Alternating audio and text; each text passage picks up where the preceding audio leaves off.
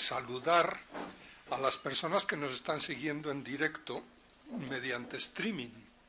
Hay como 50 o 60 personas que nos están oyendo y viendo. Bienvenidas, y siento no haberlo hecho antes. Y además les pido que en la segunda parte de esta mesa, cuando vayamos a tener algo así como el debate general, que pueden intervenir, no tienen más que decirlo y les daremos también pues voz. No sé si voz, pero por lo menos voto seguro. Esto es lo primero que quería decir. Y lo segundo, que en estos Ateneos, que siempre hemos organizado de la misma manera, en dos mesas, con un pequeño break en medio, siempre hemos intentado que la mesa primera sea más teórica, más conceptual, de aclaración de conceptos, y que la segunda sea aplicada. Y como os decía antes, la idea era que aplicáramos todo esto de, no la racionalidad instrumental, qué tipo de racionalidad se está utilizando en áreas de la vida, de la gestión de la vida, muy importantes, como puede ser el área económica y el área de la vida política. Ya he dicho antes que José María Serrano no puede estar aquí, nos dará el texto y lo publicaremos en Eidon, pero no puede estar aquí. Sí está Antonio García Santesmases. Voy a intentar explicar por qué le pedí a Antonio García Santesmases que viniera.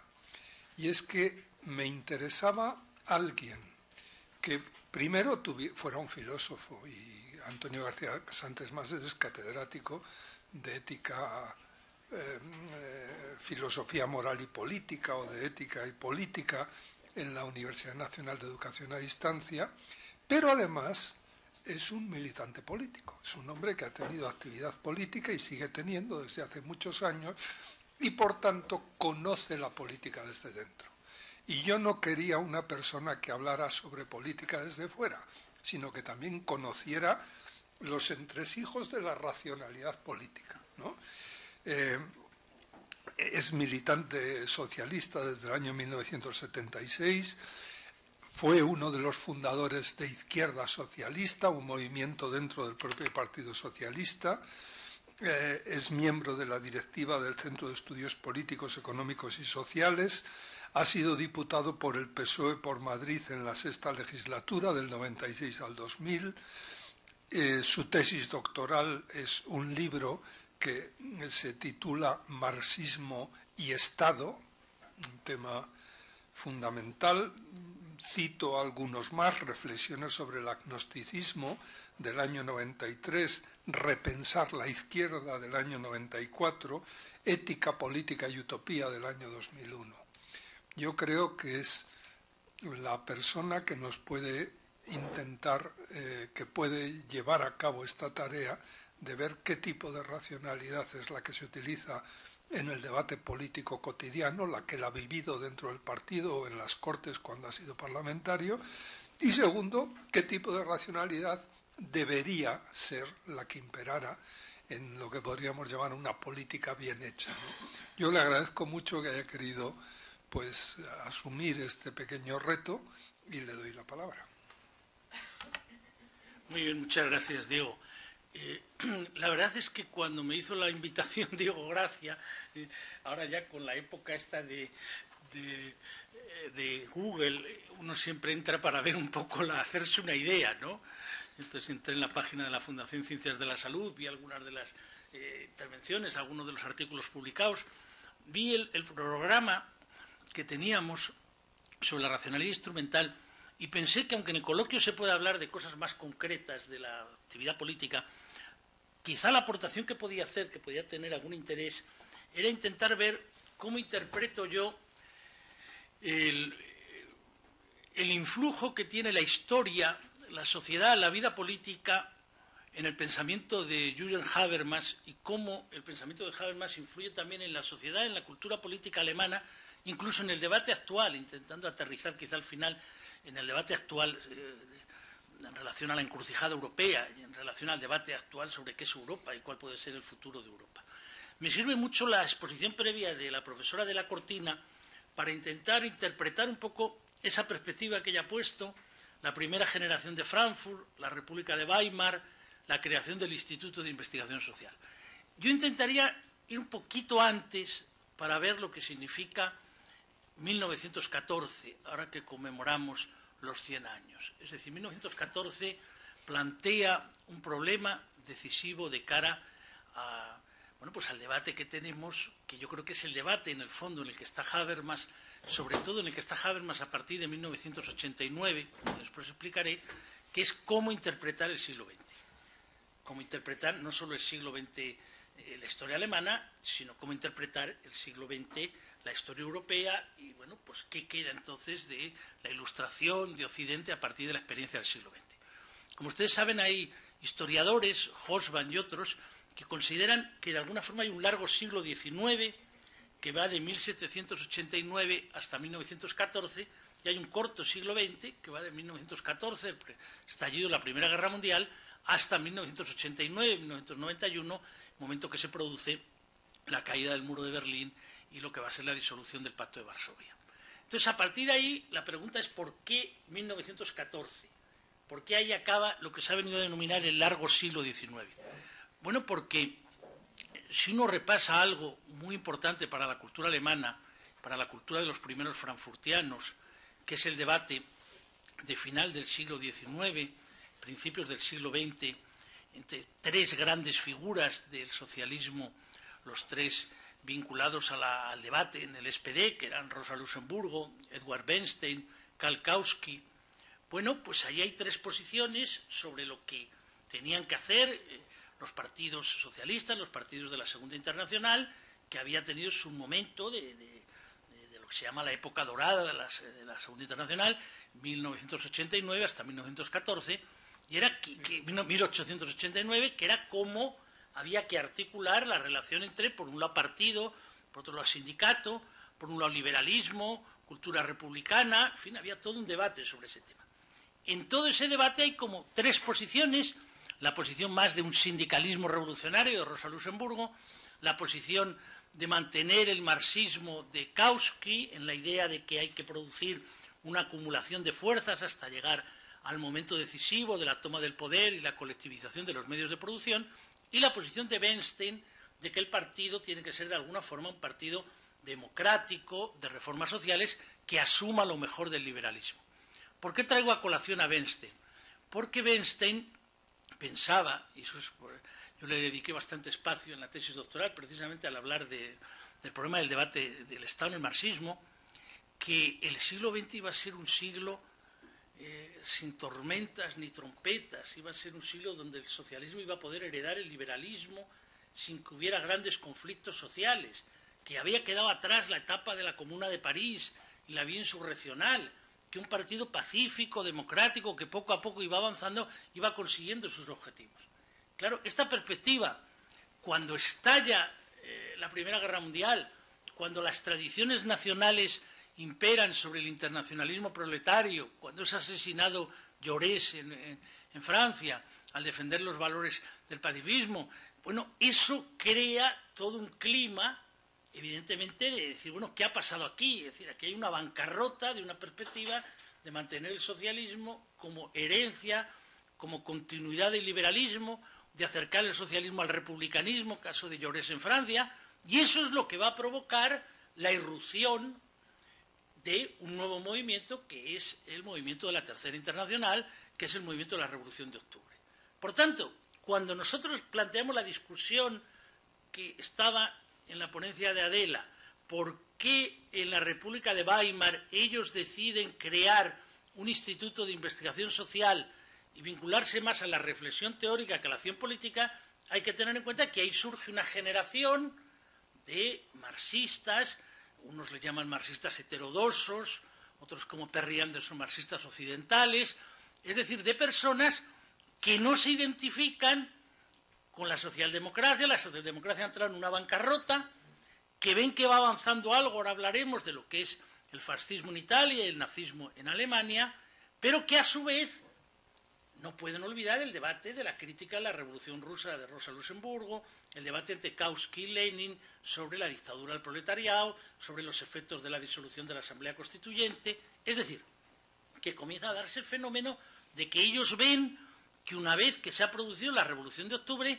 ¿qué es lo que se está consolidando ahí? Pues claro, ahí hay toda una tradición socialdemócrata que no se identifica con lo que ocurre en los países del Este, porque considera que, en este caso, en aquel momento era la Rusia posrevolucionaria, no es posible que haya socialismo en la medida que no hay democracia, que no hay pluralidad de partidos, que no hay elecciones libres, que se ha disuelto la Asamblea Constituyente. Es decir, la crítica a lo que va a ser después, ya en vida de Lenin, decisiones muy importantes que van a provocar la creación de un poder dictatorial o de un poder despótico, ya se produce en la vida de Lenin. Pero naturalmente tiene mucho más impacto una vez que la Revolución de Octubre se cercena, no puede extender, no es el eslabón débil de una cadena que se rompe y se extienda, sino que se vincula a lo que se viene a denominar el socialismo en un solo país, después la creación del estalinismo. Por tanto, la cuestión es, si tú eres un filósofo influido por Lukács, pero a la vez por Weber, influido por la figura que en aquel momento aparece emergente,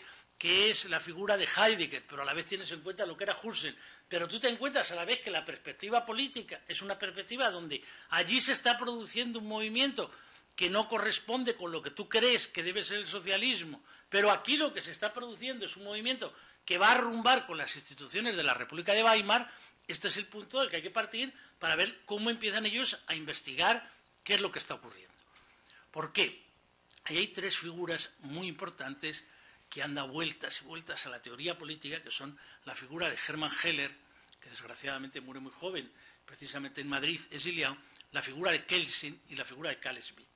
Entonces, en todos los teóricos de Frankfurt hay todo un debate también sobre las instituciones democrático-políticas, democrático-representativas, porque, claro, ellos ven que con la creación del nazismo, con el movimiento del nazismo, se produce, desde el 33, alguien que accede al poder, evidentemente de una forma democrática, que era el caso de Hitler, pero que inmediatamente disuelve los otros partidos, reprime a los sindicatos, acaba con el Parlamento y a la vez empieza a reprimir a un colectivo en el que él va a situar todo el mal, que es el colectivo judío, hasta llegar a la solución final.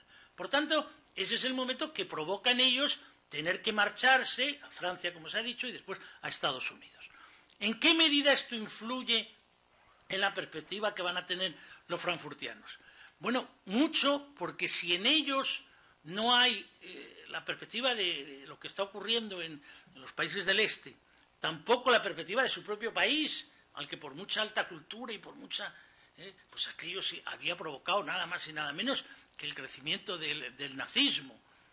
También ellos, la cultura norteamericana es una cultura en la que ellos no se sienten identificados, porque la ven como una cultura de industria cultural, de publicidad, un tipo de democracia y de competencia en la que ellos no se viven, en la que ven un tipo de vinculación a la persuasión emocional, es decir, se sienten de alguna forma exiliados, nunca mejor dicho.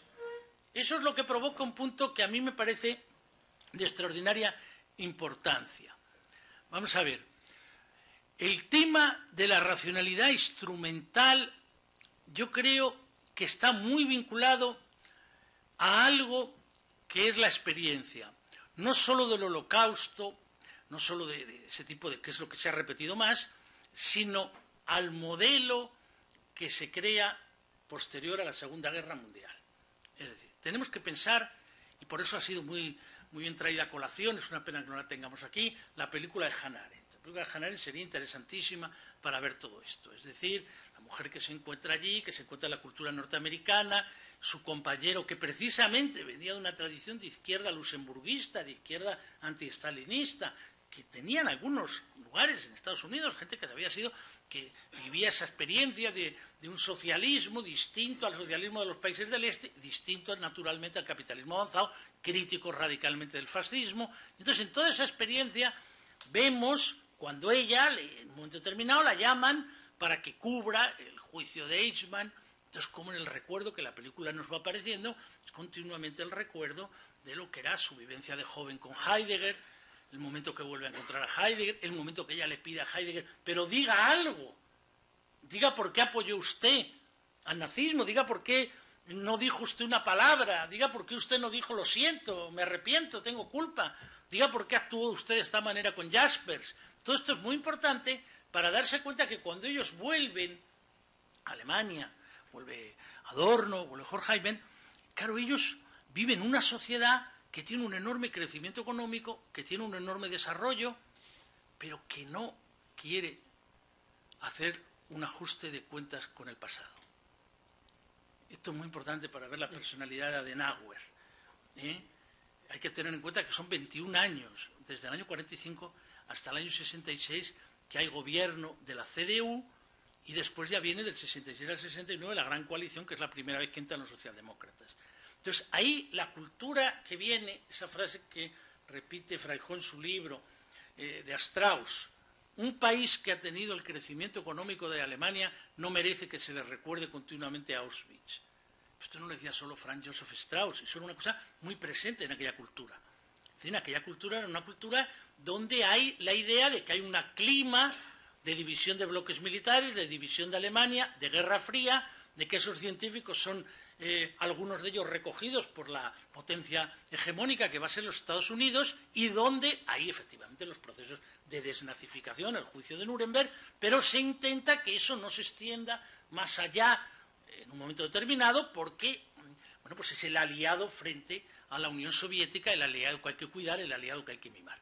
Por tanto, imaginaos el hombre que vuelve, que se ha vivido exiliado y que sigue viendo que allí la gran figura sigue siendo Heidegger, que no está ya en la universidad, pero que sigue siendo la gran figura, que no se ha arrepentido, que no ha hecho el ajuste de cuentas, que no ha planteado la culpa como la había planteado Jaspers, como la había planteado todo. Esto influye decisivamente en el joven Habermas. Su primer artículo es sobre Heidegger, criticando a Heidegger y criticando a la vez el que Heidegger, años después, en la introducción a la metafísica, haya mantenido los párrafos sobre el tema de bueno, pues lo que era la esperanza que podía significar el nazismo, etcétera, no haya lo había quitado.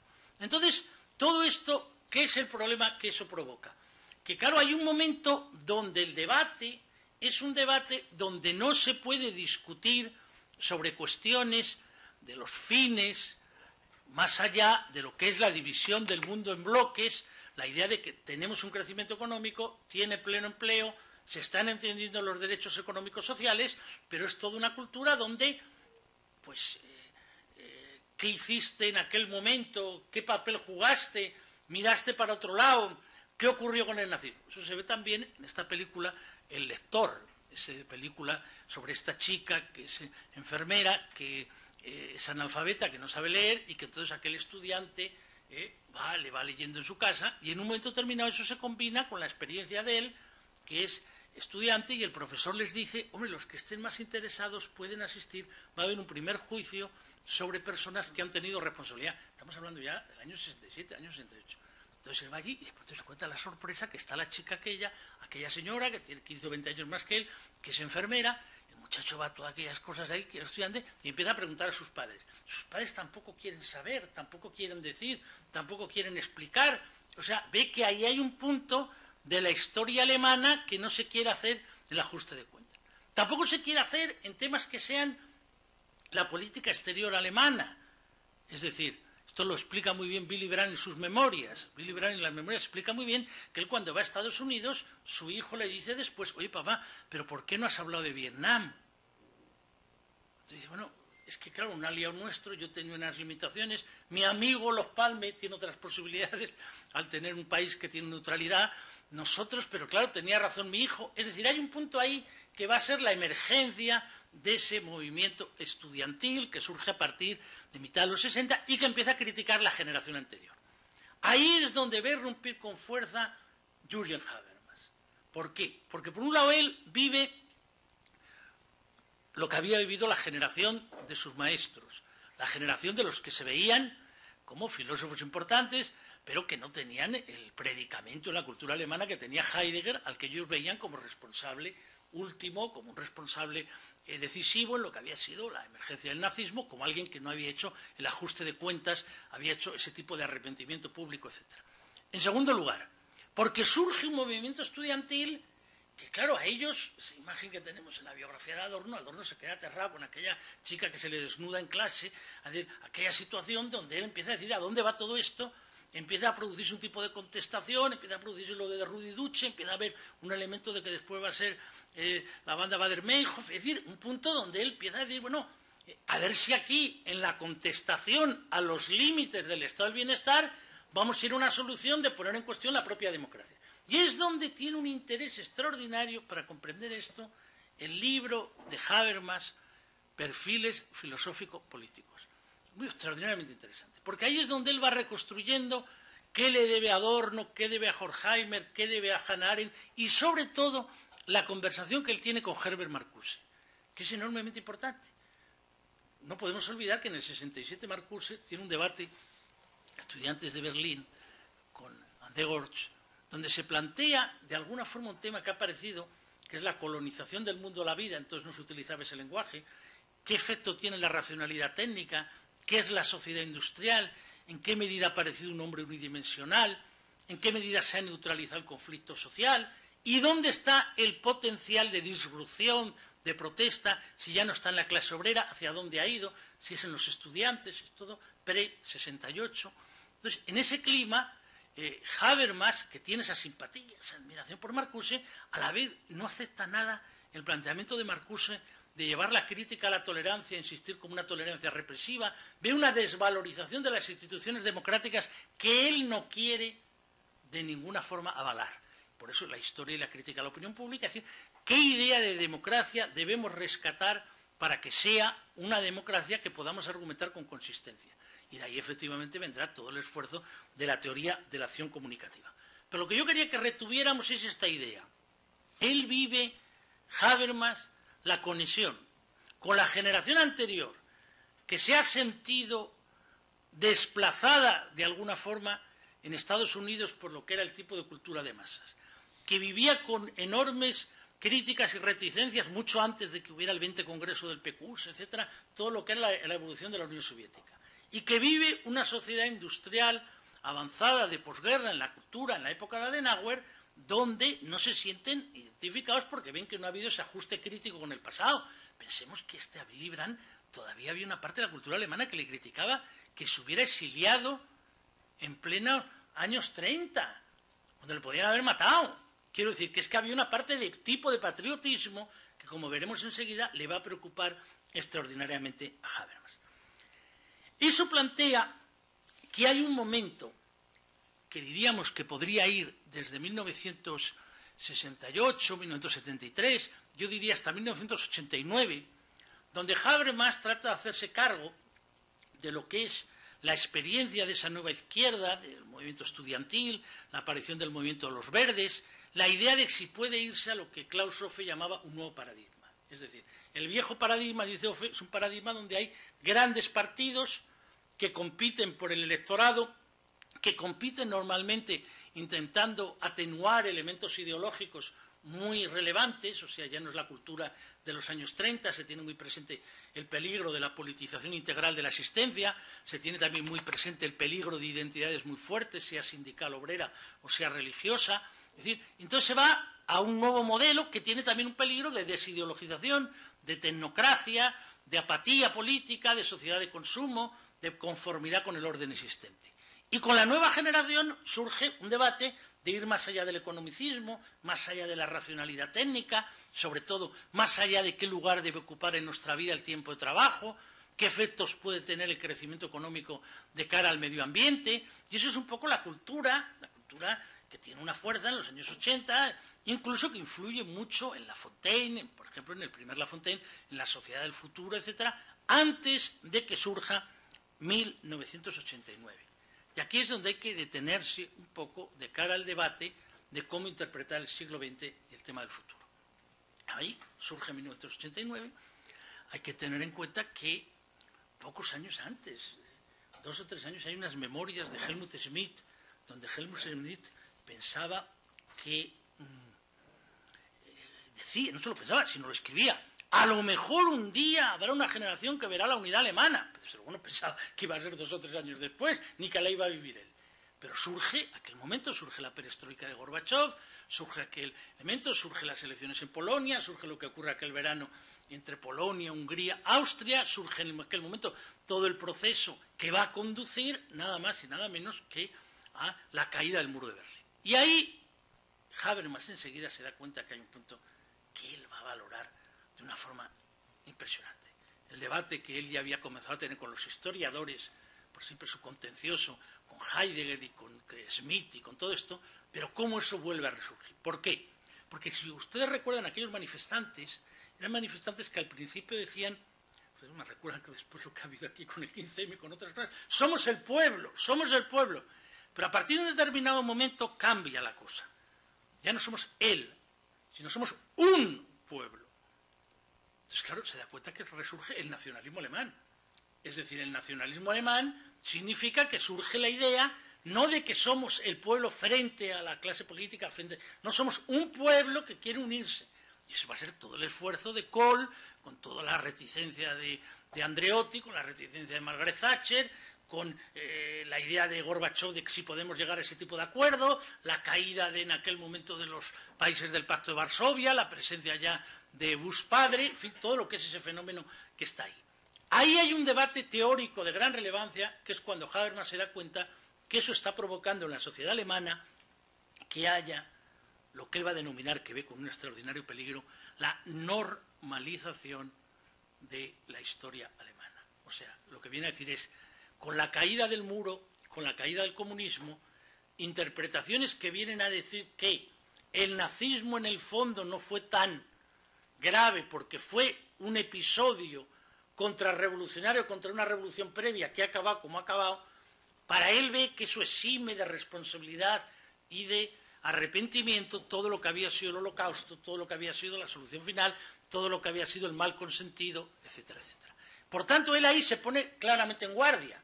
Es decir, no podemos olvidar. Esto es muy importante para España por el tema del patriotismo constitucional, que es donde él va a intentar continuamente decir, uno puede ser leal a su patria, leal a su nación, pero el patriotismo constitucional no es tener una constitución, es no olvidar nunca a Auschwitz. Yo no puedo mantener que es simplemente la incondicionalidad de ser alemán. ¿Qué es ser alemán? ¿En qué momento se ha producido eso? ¿Cuántas diferencias ha habido ahí? ¿Por qué la alta cultura apoyó aquello? ¿Qué significó el mirar, el consentir lo que fue el Holocausto? Y ese es el debate que él va teniendo, un debate que tiene una extraordinaria importancia. Hay que partir de la idea de que esa posición que tiene Habermas, que evidentemente era una posición más cercana a la que tenía la socialdemocracia, era compartida en gran medida, y este es un punto muy importante, todavía por una parte de la generación de la CDU hasta el año 97. Por eso lo más importante de todo es retener la frase de Kohl. Piensen ustedes que soy la última generación europeísta. Esto ya no será así en el futuro. Soy el último que recuerda claramente lo que fue el efecto de la guerra mundial y el efecto de la imagen de Alemania en el resto de los pueblos europeos. Esto lo tenía él extraordinariamente presente, igual que lo había tenido Helmut Schmidt, porque todos ellos, aunque algunos fueran jóvenes, como el propio Ratzinger y otros, habían vivido, no con la intensidad de Adorno, de Horkheimer, que se habían exiliado, lo que había sido el elemento de la guerra, el elemento de la movilización, el elemento de lo que era el hitlerismo. Pero claro, ¿qué ocurre? Que una vez que se pierde esa generación, entonces ahí empieza, esa cultura se va olvidando. Y claro, eso unido a otras interpretaciones que surgen del siglo XX, va de alguna forma diluyendo esa posición. Me recordaba mucho cuando Sertre dio en la intervención anterior el tema de la racionalidad técnica, la racionalidad tecnológica, una frase de la canciller Merkel, que hay un momento determinado que a ella le preguntan, bueno, estas medidas hay que tomarlas o no, de productividad, etcétera, y ella dice, hombre, yo he tenido la experiencia en los países del este, allí no será productivo. O sea, ella no dice, allí no había democracia. Ella tampoco ha hecho un relato de ajuste de cuentas. Bueno, ¿y usted cómo vivió tantos años allí? ¿Y usted cómo llegó a tener un doctorado? ¿Usted tenía alguna posición en contra de la RDA, de la dictadura de Honecker? Usted no, se ha pasado. O sea, eso es una cosa que ha quedado ahí, queda como un elemento, pero ya esta interpretación a los Habermas, tan cuidadosa de intentar mantener una identidad político-moral distinta al capitalismo avanzado, distinta a los países del este, distinta naturalmente, antitética con el nazismo, va quedando diluida porque ahí lo que se va creando es, por una la época de lo que fue Adenauer, vinculada a la Guerra Fría, ya era la época de la unidad, nosotros tenemos la potencia y nosotros tenemos ese derecho y nosotros tenemos esa capacidad y no tenemos que estar continuamente pidiendo perdón. Recuerdo siempre aquella imagen que me decía Pepe Borrell cuando era director de la Escuela Europea en Florencia. Dice, no, los alumnos que me vienen me dicen continuamente, los alumnos alemanes, miren, no, ya nosotros no estamos dispuestos a seguir sufriendo la culpa de lo que hicieron nuestros padres o nuestros abuelos. Entonces, claro, ahí hay un relato que en un momento determinado se interrumpe. Habermas batalla continuamente para que no se interrumpa. Hace una lucha continua para decir, no, mantengamos una reconstrucción porque si no tenemos el peligro de la vuelta de los nacionalismos y no haber aprendido la lección del siglo XX. Cuando se visualiza eso, podríamos decir, en varios momentos, después del 11S, después del tema del choque de civilizaciones, después en reflexiones muy interesantes que él hace sobre el derecho internacional, pero para no perder el hilo, sobre todo en el debate sobre la Constitución Europea.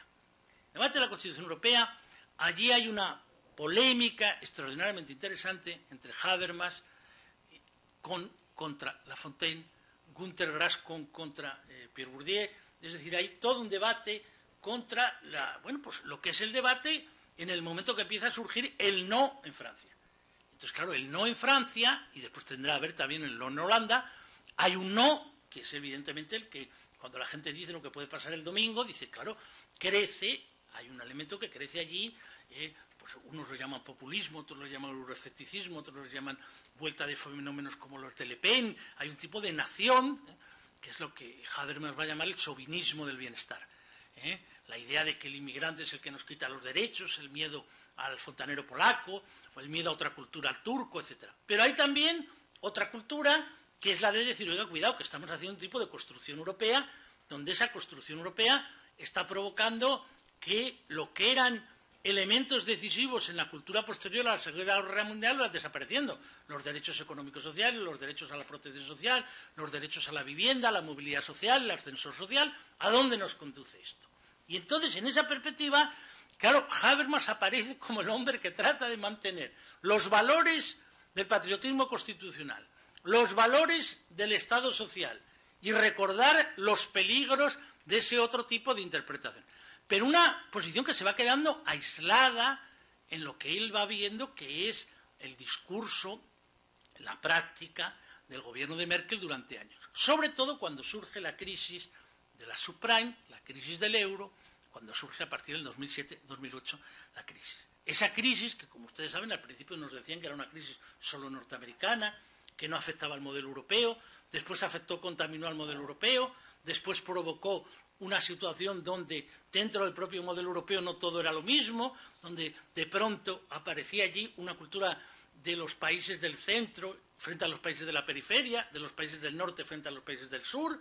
Y claro, allí Habermas, Smith, algunos de estos dicen, pero bueno, vamos a ver, es que aquí no podemos esto plantearlo únicamente desde el punto de vista de la eficiencia, de la productividad a corto plazo.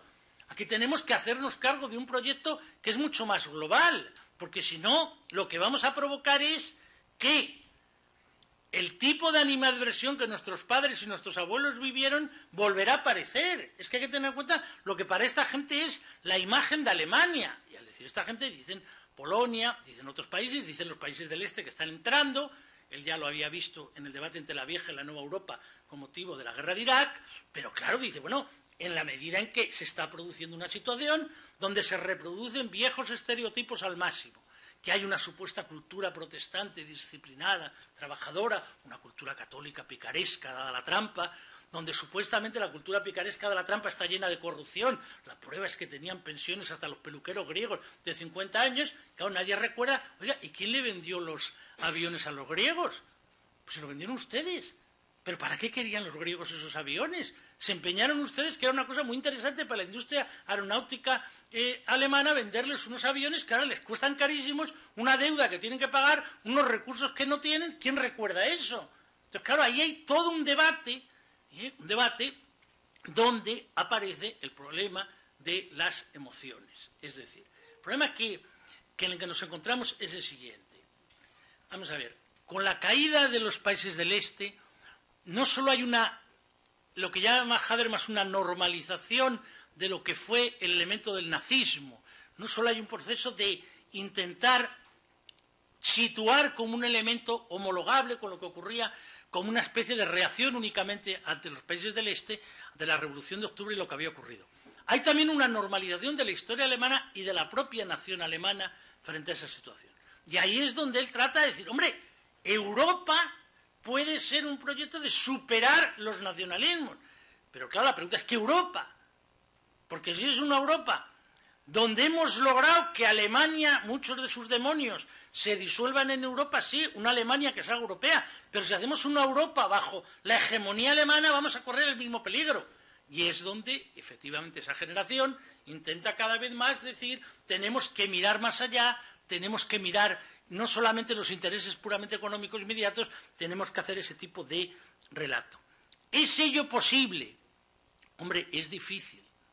Es difícil porque eso implica que hay que mantener ya cuestiones que entran desde el debate directamente económico de en qué medida es viable el estado del bienestar en el contexto de la globalización, hasta elementos de solidaridad entre los territorios o solidaridad entre las naciones europeas.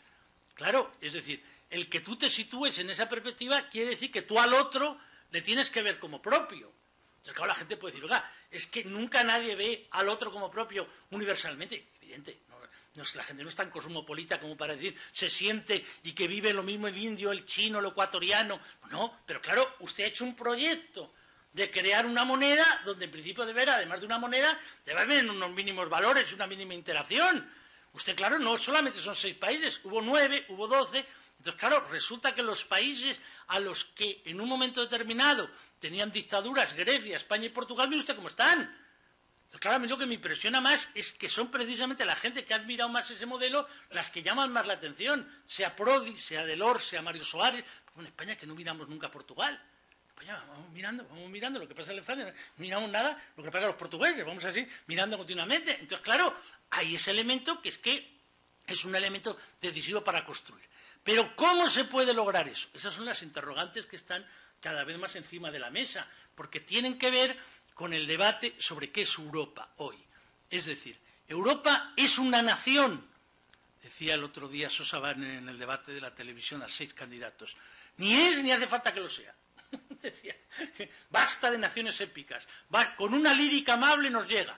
Bueno, ojalá, pero no nos llega, porque ha vuelto un tipo de nacionalismo alemán de Estado con una enorme potencia que no quiere mirar. Y hay frente a eso el que quiere decir, oiga, pues por lo menos me quiero refugiar en mi nación, incluso en caso de Francia. O sea, que los nacionalismos de Estado han vuelto. ¿Han vuelto las naciones sin Estado? Como diría el otro, ¿y hasta qué grado? Han vuelto enormemente. El que viera el debate del lunes vería cómo se decía con claridad, oiga, ¿ustedes quieren saber lo que vamos a hacer? Pues miren el libro blanco sobre Escocia. Como salga el 21, ahí tienen ustedes lo que nosotros pensamos hacer. Decía el señor de Convergencia, el señor Telmosa. Y había otros que, claro, hay toda una interpretación de la historia completamente distinta de lo que ha ocurrido en estos 300 años. Esto ya iría al caso español. Por tanto, aquí, ¿esto qué nos dice sobre la política? Vamos a ver, la racionalidad política nunca es una racionalidad únicamente vinculada a la economía. La economía plantea preguntas sobre la productividad, la eficiencia, la competitividad, la distribución de los recursos, evidente, y plantea problemas muy importantes sobre los derechos económicos sociales, el tipo de protección social, eso no cabe duda. Pero el político, además de eso, siempre se vincula a un relato donde juega un papel extraordinario la memoria, pero no la memoria individual que tú tienes, sino la memoria que tú reconstruyes, porque es la que te permite ver las raíces a las que te remites, la identidad que quieres mantener, la identidad que quieres proponer. Y eso es un debate que no hay país europeo que escape. O sea, la idea de que el sueño europeo era un sueño donde iba a diluir completamente los nacionalismos, que decía Jáuregui el otro día. No, la era de los nacionalismos ha pasado. Querrá decir, debería haber pasado, porque pasar no ha pasado. Ha vuelto con una intensidad mayor que nunca. en las naciones con Estado, en los patriotismos de Estado, en los nacionalismos de Estado, en las naciones sin Estado o en las identidades culturales de minorías. ¿Por qué? Porque, claro, la globalización lo que nos muestra no es solo que haya una uniformización económico-tecnológica, que haya escaso margen de maniobra, que las soberanías se devalúen, todo esto es así, que haya imposiciones, ahí lo de Habermas del poder, dinero, sobre el mundo de la vida, eso es así. Pero a la vez nos muestra que la gente necesita, para salir de esa situación, vincularse a algo, reclamar una identidad.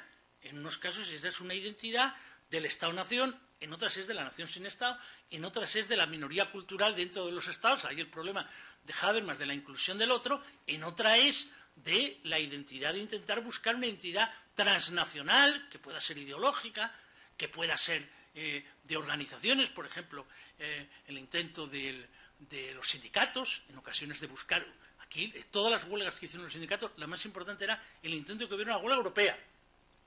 A mí me invitaron a intervenir antes de esa, en el Ateneo de Madrid, apoyando la huelga, y yo les decía, si el próximo día que la huelga, era en noviembre del 2012, se abrieran todos los telediarios diciendo que todos los aeropuertos europeos han parado, evidentemente, claro, a partir de ese momento sí que el sindicalismo aparecería como un contrapoder con capacidad de disuasión y con capacidad de poder efectivo. Pero para eso tú tienes que convencer al trabajador alemán que lo suyo está conectado, está vinculado más allá de la retórica con lo que le pasa al trabajador griego.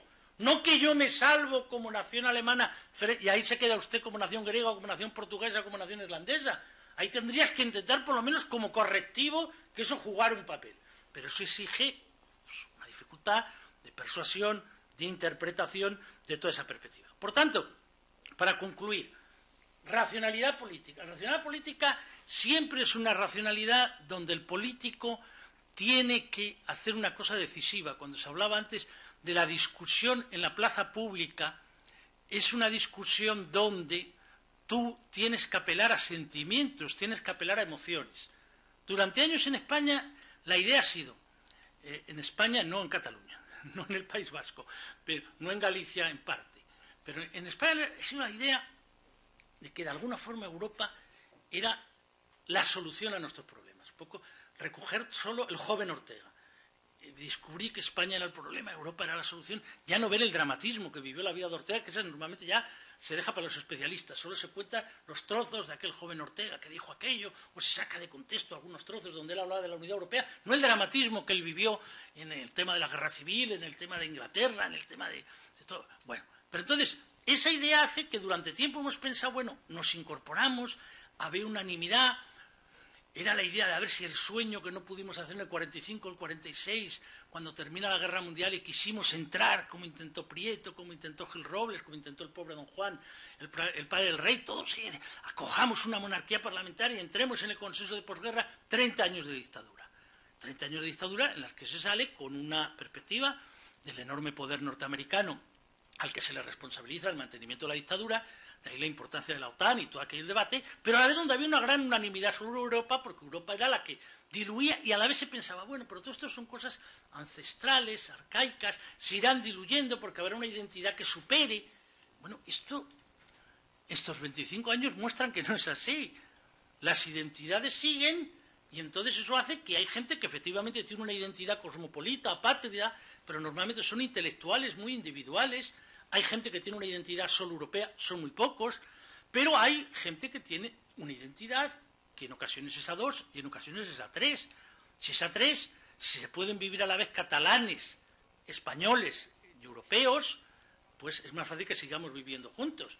Si se viven solo catalanes y europeos, como decía el profesor Terricabras el otro día, y dicen, yo quiero irme, yo quiero crear un nuevo Estado, esa es mi ilusión, pues llega un momento que, claro, bueno, pero vamos a seguir viviendo juntos.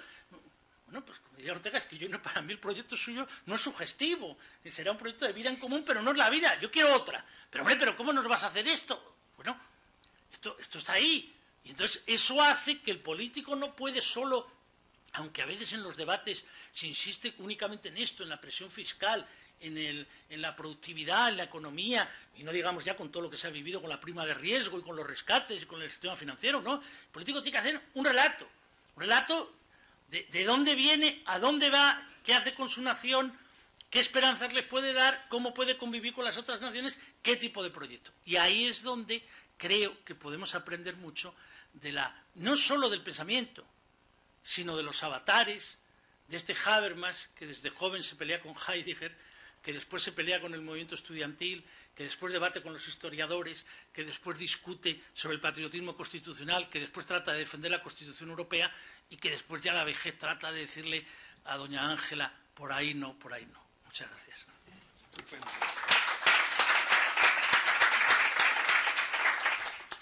Bueno, muchas gracias, Antonio. Creo que ha sido tremendamente instructivo, interesante el panorama que nos has abierto, ¿no? Y que yo creo que puede dar lugar a preguntas, a debate.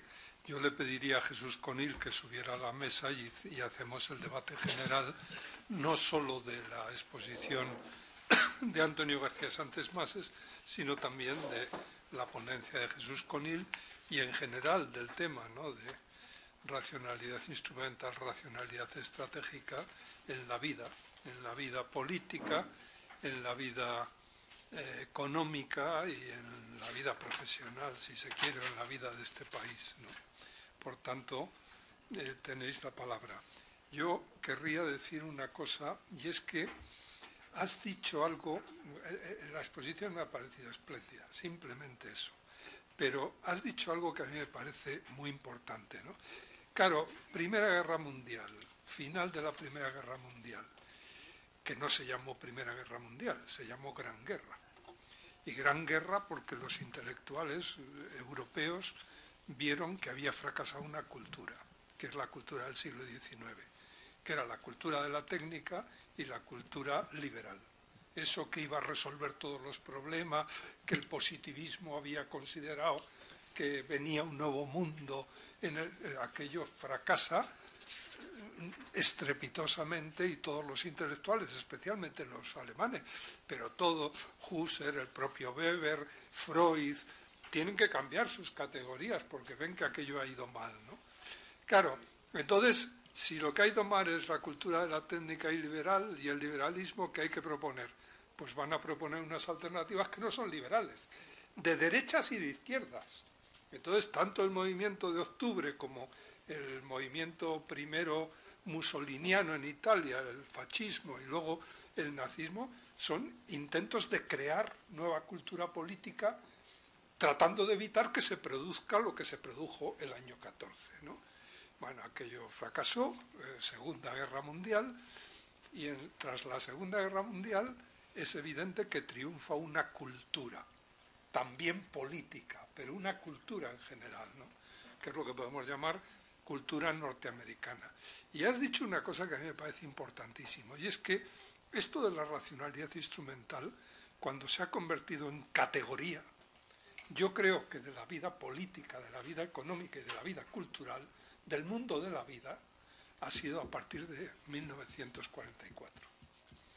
Poco a poco, es decir, esto ha ido creciendo y hoy lo vemos, pero realmente es un fenómeno, porque dices, no, la política no es solo economía, es verdad, pero la verdad es que hemos acabado identificando economía con política, y eso, si lo hemos identificado todos, es porque los medios de comunicación, los telediarios y tal, están continuamente haciendo girar toda, no toda, casi toda la vida política en torno al tema de la economía, ¿no?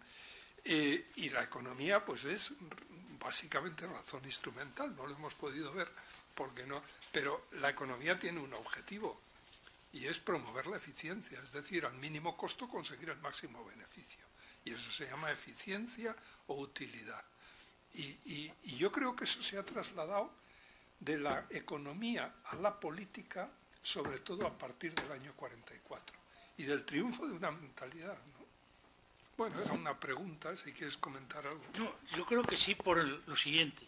Vamos a ver, efectivamente, el fracaso de la cultura liberal, de la cultura positivista, que tiene efecto en todos los elementos, es el que provoca, incluso, si lo pensamos bien, por ejemplo, si hubiéramos dedicado tiempo a ver el contraste de esta historia con lo que ocurre con la historia española, la dificultad de la historia española. Porque ahora la historia española es el momento de la esperanza, que viene en el peor momento con la crisis del 29, que viene con la irrupción de la República, pero que solo dura 5 años y donde, como tú has visto muy bien en el libro sobre Laín Entralgo, hay un tipo de generación joven, digamos los dos hermanos, que efectivamente ellos no se vivían liberales. Unos se vivían vinculados a Berlín, otros vinculados a Moscú. Es decir, que era la generación anterior, la de la generación del 14, y no toda, porque había una parte como la de Ortega, etcétera, que vive con enorme preocupación lo que está ocurriendo, y él, pues al final, se vincula más a la posición británica, pero considera que a ver si se logra un tipo de entendimiento que evite una nueva guerra entre el liberalismo y el totalitarismo, etcétera. Pero hay otra cultura que, bueno, se siente, la de Azaña, la de Fernando de los Ríos, etcétera, republicana, socialista, pero completamente, digamos, desbordada por un hecho, como muestran las memorias de Azcárate, de Manolo Azcárate, de que su propio tío, que era Fernando de los Ríos, miraba con pavor que estos jóvenes, este chico que era hijo del embajador de la República, Pablo Azcárate, tuviera aquella atracción completa por el comunismo, como le pasaba a Claudín, como le pasaba al joven Carrillo. Hay que ver lo que eso significó para la generación del exilio. Pero a la vez estaban los jóvenes que después tuvieron tanta importancia en la cultura española. Laín, Dionisio, una cosa importantísima cuando lo escriben. Entonces, esa cultura está. Cuando viene después de la Guerra Mundial, si nosotros nos fijamos, por ejemplo, en la polémica sobre el fin de las ideologías, tal como lo explica Lipset, por ejemplo, al crear la ciencia política norteamericana, en su libro El hombre político, Lipset dice justamente esto, dice, hombre, ideologías como cuerpos que mantenían unas creencias, que provocaban una antagonización existencial, que provocaban incluso una atracción por soluciones de fuerza. Eso era lo que había en los años 30. Dice, lo que hay ahora son desajustes, pero hay un gran entendimiento sobre lo que es el estado del bienestar. Entonces le hace a Aarón, cuando va a dar las Tanner Lecture, decir a Aarón, dice, oiga, yo aquí hablo de Hayek, pero bueno, pero porque yo como liberal tengo que dar voz a los disidentes. Pero aquí hay un consenso keynesiano que se basa en la idea de que hemos llegado por fin a encontrar una fórmula entre el crecimiento, el pleno empleo, entre el bienestar, los derechos sociales, entre la productividad, la legitimación política. Esto es lo que se rompe después, ya esto es otro asunto, cuando empieza el neoliberalismo, cuando los que eran minoritarios comienzan a ser mayoritarios, empieza este otro tipo de... Pero el precio que eso tenía, yo sí creo que era verdad, era lo de la racionalidad instrumental, es decir, era una idea de que como había tanto pavor a que la política hubiera provocado esa polarización existencial, ese choque irreductible, esas pasiones desbordadas, eso que llama Hobsbawm el siglo de los extremos, se optó por el otro modelo, que tenía un modelo de cierta apatía política, de cierto cinismo, de cierta tecnocratización, de cierto imperio de la economía. Es decir, ese modelo funcionó. ¿Hasta dónde? Probablemente hasta que llega la generación del 68, donde por un lado va a ir la vía libertaria y por otro lado la vía neoconservadora, todo lo que yo creo que Tony Judt ve bien en el libro de posguerra, ¿no? Es decir, cómo eso después ya lleva por otro lado y después ya provocará también lo de los disidentes del este, etcétera. Ok. Jesús. Sí, podría intervenir en este punto por si... Creo que estoy, gracias. No, lo digo por si puede ayudar a entender el mapa global de esto que estabais ahora comentando a partir de la intervención de Diego, porque creo que no ha salido de modo explícito una parte de los contendientes en este conjunto de debates y de fuerzas que estaban instaurando el nuevo espacio político, económico, cultural del que estamos hablando. Y me refiero concretamente al fortalecimiento de la razón instrumental a través del racionalismo crítico. Me concreto por si este término no es conocido para todos. El racionalismo crítico adquiere una fuerza extraordinaria incluso dentro del Partido Socialdemócrata alemán. No solo con los ideólogos teóricos. Por ejemplo, Helmut Schmidt es un característico representante, el canciller al que tú has aludido, del racionalismo crítico. Yo he leído trabajos directamente de expresión del racionalismo crítico.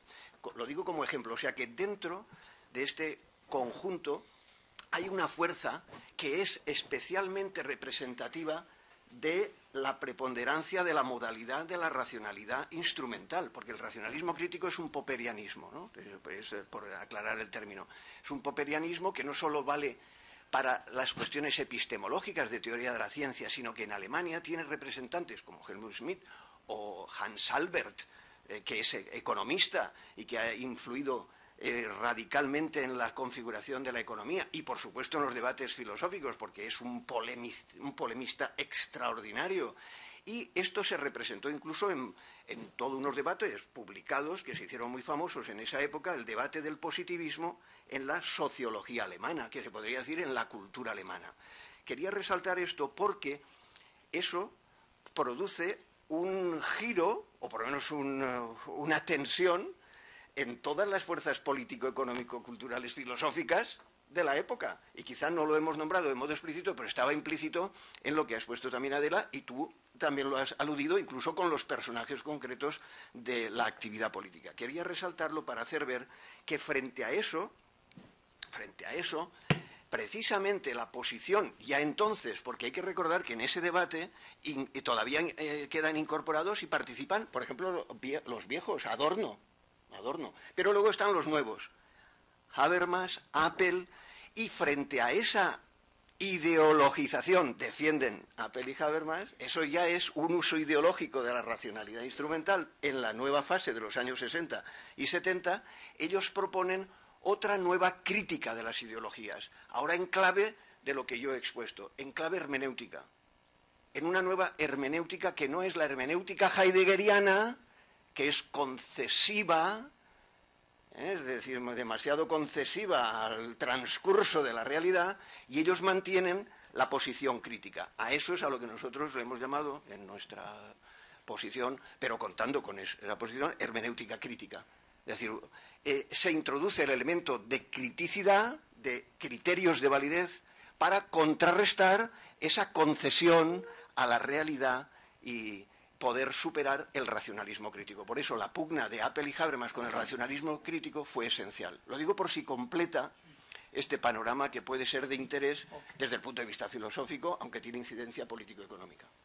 Sí, yo creo que sí, porque además el racionalismo crítico popperiano justamente tiene una gran influencia también incluso en la forma de leer, de interpretar, de vestir en un momento determinado el abandono del marxismo, por ejemplo, en los años 80 en España. Pensemos en Quintanilla, pensemos en Vargas Machuca. Ellos van a insistir mucho en esa posición.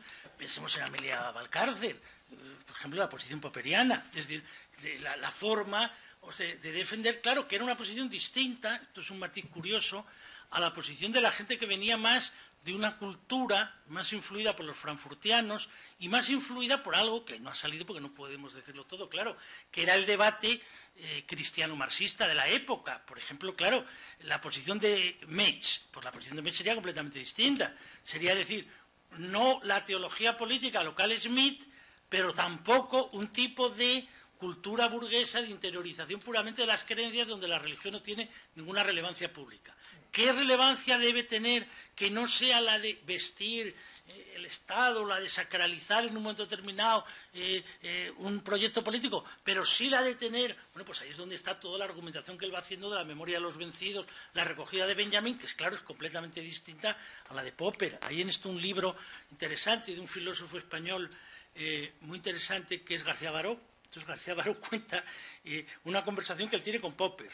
Entonces él cuenta esa conversación con Popper, y entonces cómo él le va, entonces él se queda asombrado, claro que Popper, dice, le veía yo a Popper en aquel jardín que le rodeaba, y le decía, bueno, pero ¿por qué se queja usted tanto si a pesar de todo estamos en el mejor momento del siglo XX, si con lo que hemos vivido, entonces me voy a recordar lo de la miseria del historicismo, lo que ellos habían vivido, la sociedad abierta y sus enemigos, hemos logrado crear una sociedad abierta, y claro, decía, bueno, hombre, más allá de su jardín había elementos que a mí me llamaban a la conciencia y me hacían moverme, pero no cabe duda que tiene razón Jesús, que el racionalismo crítico tuvo, porque conectaba muy bien con el keynesianismo por un lado, conectaba muy bien con una forma de reivindicar el liberalismo político, con una forma de que habían quedado atrás las grandes ideologías, con una idea de que era una razón que iba paso a paso, con el error en un momento determinado, el experimento y el error, o sea, tenía y tuvo un enorme peso, no cabe duda. Sí. Bueno, simplemente decir que todo esto del racionalismo crítico es una corriente filosófica liderada sobre todo por Hans Albert, un filósofo alemán, y por tanto es la versión más filosófica de todo esto que estamos viendo. Y al teólogo que acaba de citar Antonio, que es Juan Bautista Metz, fue un discípulo de Runner, que lo aplicó al campo de la política. Es el intento de hacer una teología política, por supuesto, completamente distinta del libro que antes había escrito Smith con el mismo título. Y también quiero decir una cosa, y es que eso está conectado. Por ejemplo, yo fui muy amigo de Ignacio Ellacuría, que escribió un libro titulado Teología Política. Sí, sí, sí. Bueno, luego salió en inglés con un título distinto que era, no me acuerdo, pero es un intento de hacer una teología política completamente distinta, por supuesto, de la política que habían hecho las derechas alemanas o la filosofía política alemana, pues sobre todo del tiempo del nazismo. Bueno, pues... Bueno, muchas gracias y me ha gustado mucho las intervenciones de todos, tanto esta mañana con Adela, Jesús y García Santesmas. Yo soy médico y médico me gustaría en el sentido que decía Jesús Conil, que decía Nietzsche, aficionado a la filosofía en el sentido de que nos pueda explicar qué es lo que nos está pasando. Y yo me pierdo a veces en estas discusiones filosóficas. Me gustaría, si nos pueden decir en la mesa lo que antes ha dicho Adela, algunas razones para la esperanza. Porque actualmente la situación de crisis que tenemos, vamos, yo peor creo que... es decir, Adela nos ha dicho la racionalidad comunicativa como la manera de... Pero vemos que se ponen a discutir ahora estos días los políticos para las elecciones europeas y de comunicación nada. Ahí y tú más. Diagnóstico de la situación en plan médico. Creo que no hay un diagnóstico correcto de la situación. Los políticos hacen y tú más, pero ninguno reconoce sus responsabilidades. Y creo que yo lo diagnosticaría como médico como falta de conciencia de enfermedad. No hay conciencia de que la situación está realmente mal. Es decir, una enfermedad mental. Correcto. Correcto. No, yo soy psiquiatra en la de formación profesional. Pero a veces creo que no es falta de conciencia de enfermedad, sino falta de responsabilidad. Saben que son responsables, pero tiran, dicen, pelotas fuera. Y yo lo dudo, no sé exactamente cuál es el diagnóstico. Pero que la realidad está gravísima. Yo no sé si los jóvenes alemanes, como decía Santesmases, ahora dicen, oiga, no nos hagan responsables de lo que hicieron nuestros padres o nuestros abuelos en el Holocausto. Pero yo sí sé que nuestros hijos y nuestros nietos nos van a decir, están endeudados, van a estar pagando lo que nosotros gastamos. O sea, los vamos a dejar endeudados y nos dirán, oigan, ¿qué hicieron ustedes para dejarnos esta deuda que tenemos que pagar y no hay manera? Estoy de acuerdo que el crecimiento, la eficiencia, caiga quien caiga, no es el camino, pero dennos alguna razón de esperanza porque no, por ningún lado. Y nos dirán también cómo nos cambiaron la Constitución un 31 de agosto con nocturnidad y alevosía, sin habernos explicado por qué nos la cambiaron.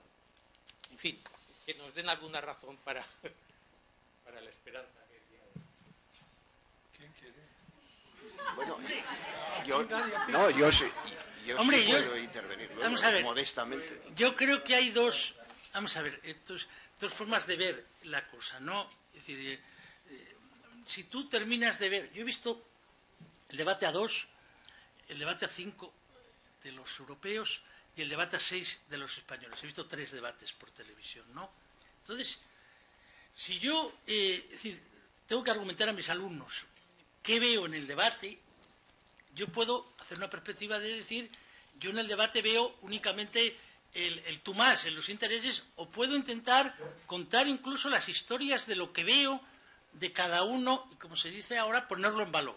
Es decir, si a mí les explico a la gente y les digo, vamos a ver, ¿usted cree que la biografía de la persona que va de número 2 de UPyD no merece ser considerada como una persona que entra en la plaza pública, que han matado a su hermano, que ha luchado en completa minoría en el País Vasco por defender los derechos de las víctimas, eso no debe ser escuchado por la gente. Me parece una barbaridad.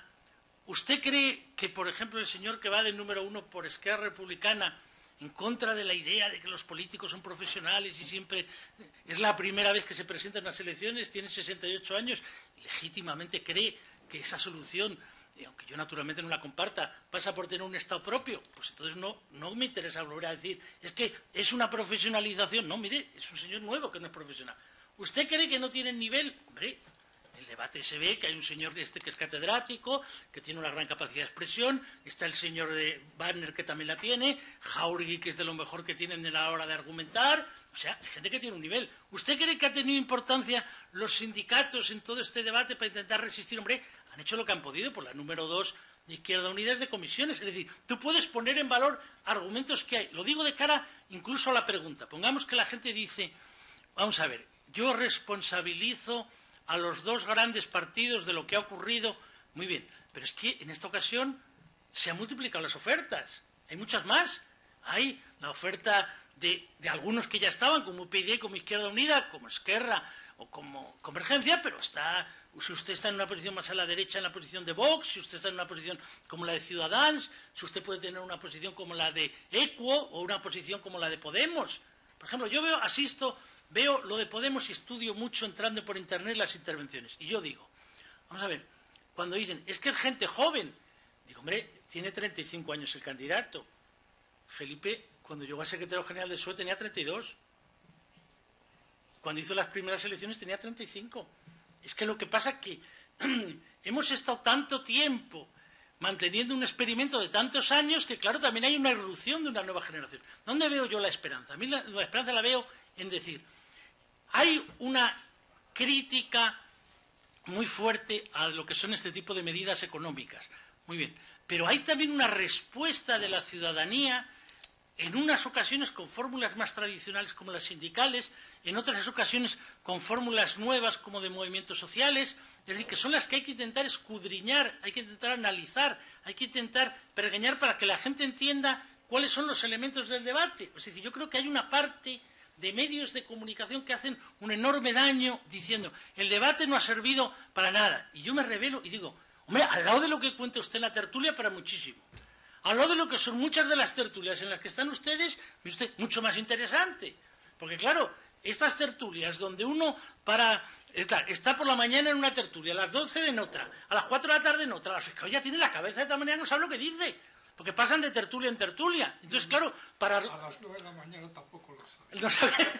Bueno, porque están agotados de la noche anterior, a lo mejor han terminado la 1. Entonces, claro, todo eso es lo que yo veo que hay que hacer un esfuerzo de explicar lo que son cada una de las posiciones. Hay que hacer que es más aburrido, que es más prolijo el esfuerzo pedagógico, pero es imprescindible porque si no, la gente ya al final entra en un proceso de desentendimiento. Por ejemplo, no se ha dado ninguna explicación. Muy bien. Yo, otra cosa que recomiendo a los alumnos, les digo, vamos a ver, el libro de Zapatero del dilema. Caray, la explicación que da es de una crudeza como yo no he leído. La explicación que da de lo que ocurre en aquel Consejo Europeo de finales del 2009, donde se reúnen los primeros ministros y llega Papandreou y les dice, oiga, que esto de Grecia está mucho peor de lo que ustedes pensaban, y de lo que yo pensaba, que aquí hay una deuda, que aquí hay un tipo de corrupción, que es que no sé cómo nos vamos a hacer cargo de toda esta situación. Y se quedan todos mirando. Y entonces empiezan a pensar si esto puede afectar a otros países. Y entonces él empieza a ver que empiezan a decir que España no es Grecia. Y él dice, claro que no es Grecia, no estamos en la misma situación. Pero entonces dice, por mucho que lo hago, no logro aguantar lo que es la polémica que va estando los mercados. Y entonces veo que la prima la tengo a menos de 200 y me va subiendo y me va subiendo. Y por más esfuerzo que hago, y veo que Merkel me dice, oiga, pero ustedes no deberían hacer algún tipo de política porque a mí me va a costar que mi Parlamento apruebe los presupuestos, porque ahí estaba la idea aquella del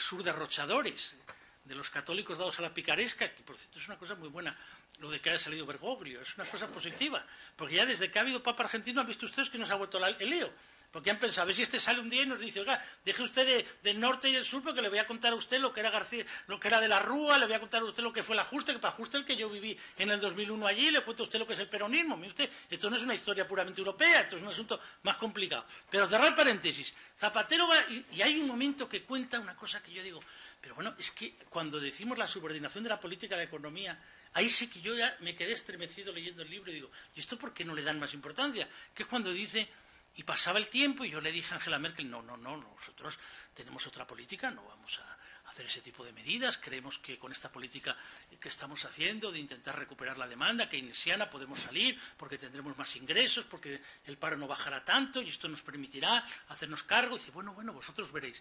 Y dice, recibo al vicepresidente norteamericano Biden y me dice, mire usted, señor presidente, para que los mercados tengan confianza se necesitan dos cosas. Una, que las decisiones de los gobiernos afecten a partidas sensibles, desempleo, la sanidad, la función pública, etc. Dos, a ser posible que tengan en contra, que tengan la animadversión de los sindicatos. Entonces dice Zapatero, fue lo que me vería abocado a hacer 48 horas después.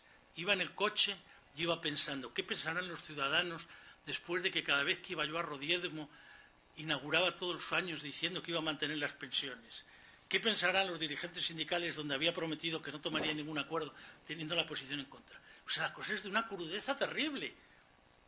El final es, ¿y eso tiene reversión? ¿O esto que le ha pasado a Zapatero le ha pasado ahora a Valls y le puede a Hollande y le pueden pasar a todos hasta que no cambie el modelo, hasta que no se produzca la cosa de otra manera, hasta que el Banco Central? Eso ya es un debate más directamente, digamos, político, económico, más de estrategias, que hay que tener mucha más capacidad económica de la que yo tengo para poder decir si eso es posible o no. Pero de cara a decir, hacerse cargo, no hay libro que se haga más cargo. El problema es si eso es suficiente o si eso ya hace que hay una nueva generación que considera que eso ya le da igual esa explicación y por eso trata de buscar una cosa nueva.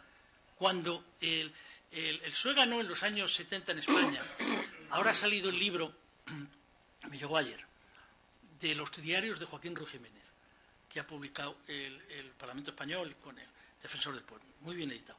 Hay un momento dramático, que es cuando él cuenta lo que vive la tarde del 77, cuando ve el 15 de junio que no ha salido diputado él ni nadie de su partido.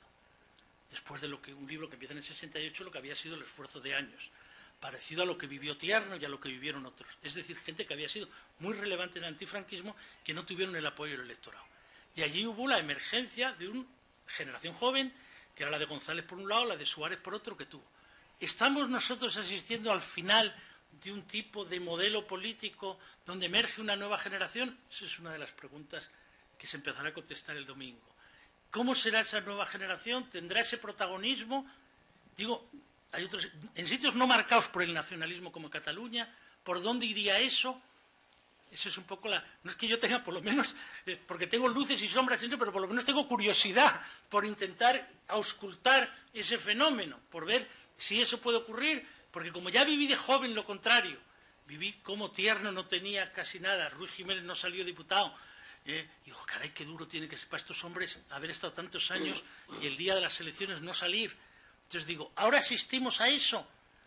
Puede que sí. Y la emergencia de una nueva generación, puede que sí. ¿Puedo intervenir?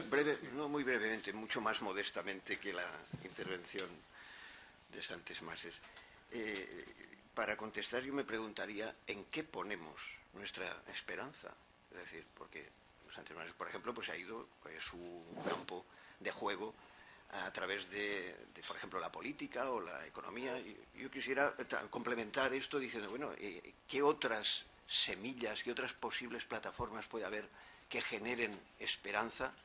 Yo precisamente aludiría a lo primero que he dicho, a los profesionales.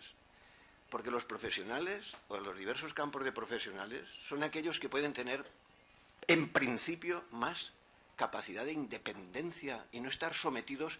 Y también voy a utilizar a populismos, porque a veces solo se habla de populismos políticos, pero los populismos están muy extendidos en el siguiente sentido, es decir, lo que se dice se convierte en verdadero. Los profesionales somos en cada terreno los que no necesitamos que el clamor popular diga el valor que tiene una cosa.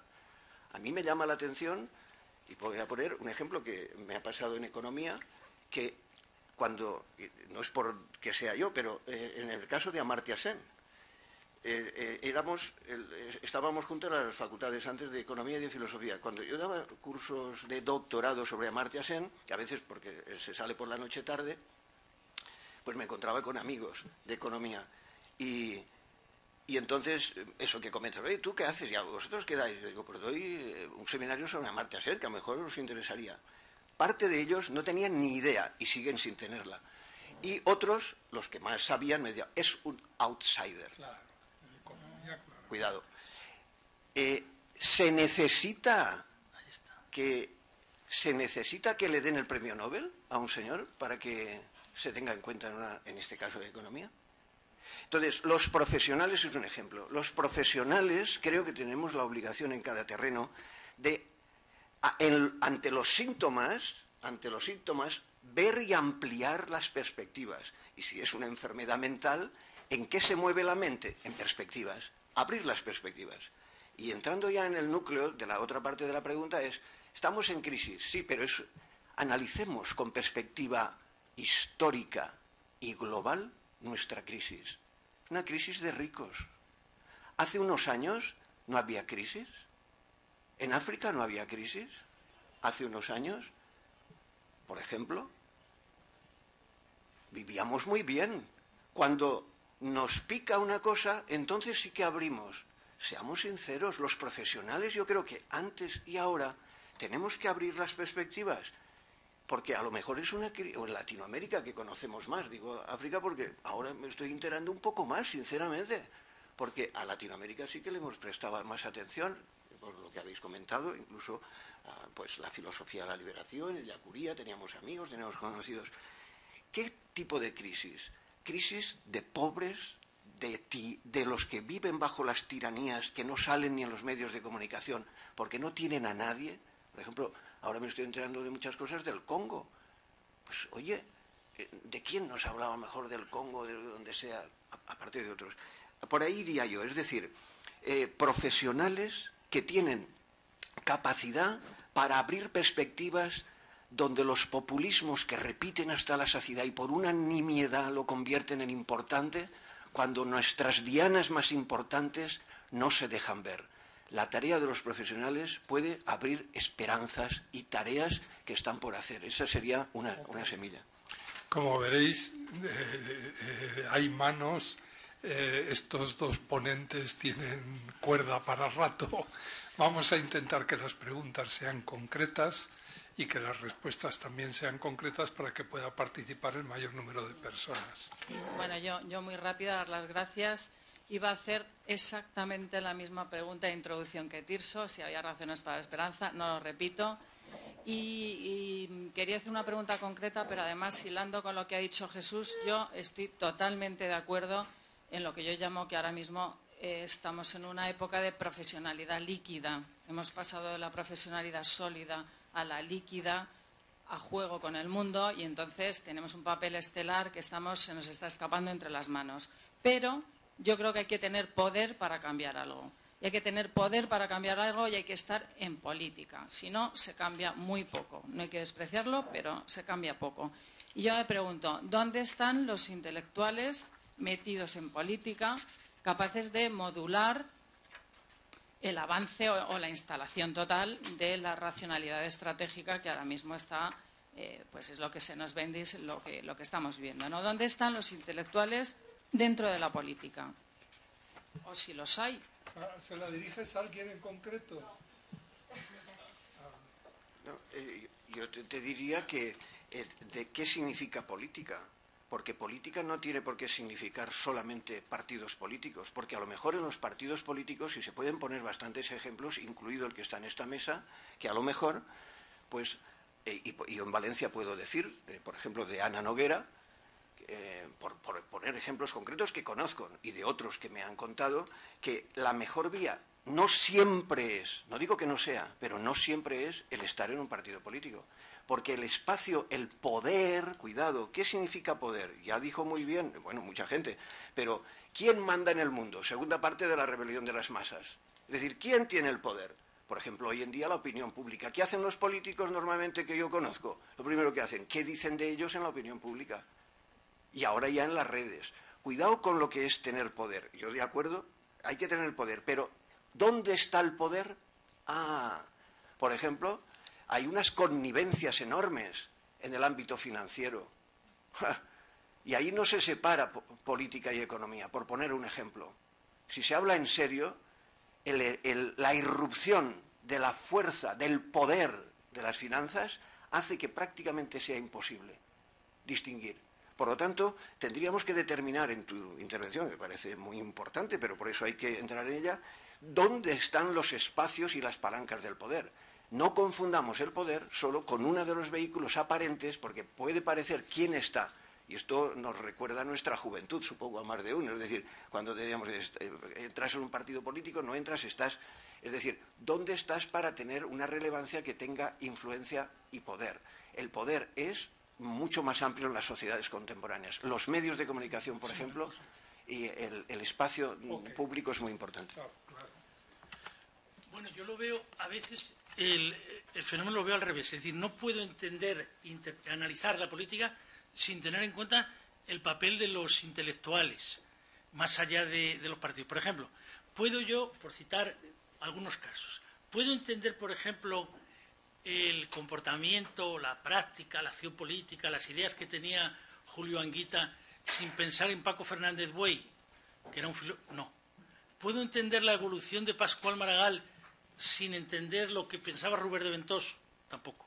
Puedo entender lo de Rosa Díez sin considerar a Sabater, Fernando Sabater. Tampoco. Puedo entender a Albert Rivera sin pensar en Francesc de Carreras o en Arcadi Espada. Tampoco. ¿Puedo entender a Felipe González sin comprender a Javier Pradera? No puedo. ¿Puedo entender a Aznar sin entender el papel de la Fundación Ortega? No puedo. Es decir, yo lo veo a veces al revés, hago el análisis contrario. Digo, vamos a ver. No, complementario. Complementario, es decir, ¿qué ideas son las que están detrás, como diría el otro, lo sepan o no, o hasta qué punto lo llegan a saber o no?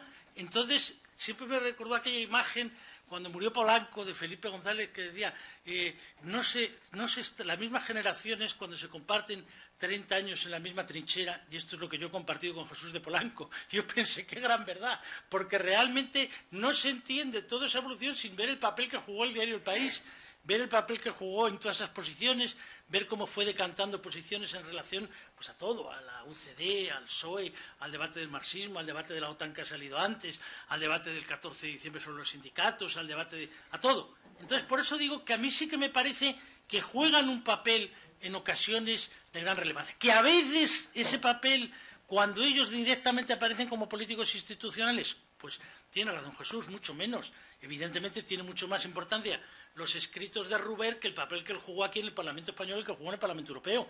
Pero las ideas que él fue introduciendo, por ejemplo, cuando uno piensa lo que ha pasado en Cataluña ahora, cómo entendía él la nación, cómo le extendía el Estado, cómo entendía lo de la independencia, el prólogo que le hizo Pascual Maragall a su libro sobre la independencia, pues fue decisivo.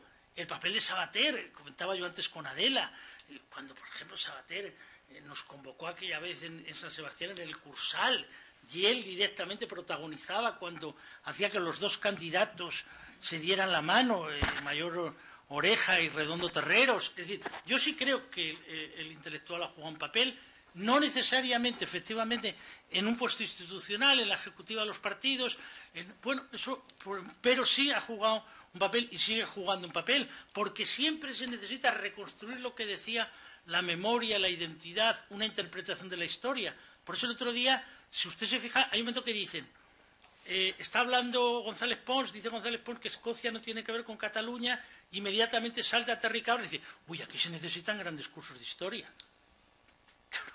Cursos que no son, digamos, inocuos, que cada uno tiene un uso político de la historia, pero donde han jugado un papel muy importante los historiadores, los intelectuales, etcétera. Entonces yo creo que sí que juega un papel como acompañamiento, como elemento de legitimación, como elemento de denuncia en ocasiones, como elemento de racionalización, pero sí juega un papel importante. Claro, esto llama un poco la atención porque la experiencia histórica es que los intelectuales son muy malos políticos. Es decir, yo que sé, en Mirabeau el político Ortega que está sangrando por heridas propias en ese texto, ¿no? Dice, ¿quién era Mirabeau? Pues si es lo contrario de un intelectual, es un señor que miente cada 10 minutos y dice lo contrario, y fue el hombre que salvó la monarquía constitucional en Francia.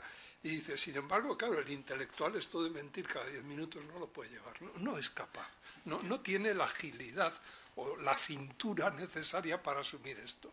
Entonces, la experiencia, yo creo, histórica es que los intelectuales desde Cicerón para acá, en política, no lo han hecho bien.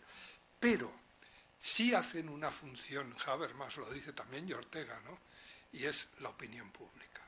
La función del intelectual es educar, dar ideas. Y como decía Jesús, el político muchas veces, o el mal político quizá, lo primero que hace por la mañana es mirar el periódico a ver qué es lo que dice la opinión pública. Y la tesis de Habermas es que no hay que conceder tanta importancia al político. El político va a ejecutar lo que la opinión pública o una sociedad. Es aquello de Suárez, ¿no? Yo lo que quiero es hacer normal lo que en la calle es normal. Este es el asunto. Y el problema es qué es lo que en la calle es normal. Esa no es función del político. Esa es función del educador, del intelectual, de otros. Venga. Muchas gracias a todos porque nos habéis dado una mañana preciosa. Pero yo he echado en falta a todos los franceses. No he oído hablar de un solo francés. Y creo que en la cultura europea, en la cultura de Europa, los franceses han tenido mucha fuerza, mucha importancia, y no he oído hablar de Sartre, no he oído hablar de Marcel, no he oído hablar de Merleau-Ponty, no he oído hablar de nadie, de los franceses. ¿Qué pasa con ellos? ¿Es que no existen? ¿Es que solamente la cultura europea es una heredera de la cultura de la filosofía alemana? Hombre, yo como organizador de esto tengo que decirte la razón, y es que hemos puesto un título que es Racionalidad Instrumental, que es una pura acuñación alemana. Entonces, yo les he limitado el campo de juego a los ponentes, y se lo he limitado porque no podemos hablar de todo, pero evidentemente, racionalidad instrumental, quienes lo han gestionado, creado, acuñado, desarrollado, han sido sobre todo los pensadores alemanes, ¿no? Pero bueno. No, si la presentación está muy bien dada. Si nos hubieras convocado para hablar cultura, no, incluso con un tema, aunque no fuera de autor, nos hubieras decir la laicidad en la sociedad actual. Pues claro, hubiera habido que a veces muchas referencias a Francia, a la cultura republicana, pero claro, sí, eso es mío. No tienen culpa ellos. Sí, venga, Fernando. Muy brevemente, me atrevo a intervenir a raíz de las razones de esperanza y sobre todo después de la intervención del profesor Conill. Vamos a ver, para mí la esperanza en este momento viene no solo de los profesionales, sino de la capacidad que tengamos los profesionales de generar movimientos transversales de interconexión multidisciplinares dirigidos a conseguir un objetivo común. En ese sentido, la fragmentación y la incomunicación es terrible.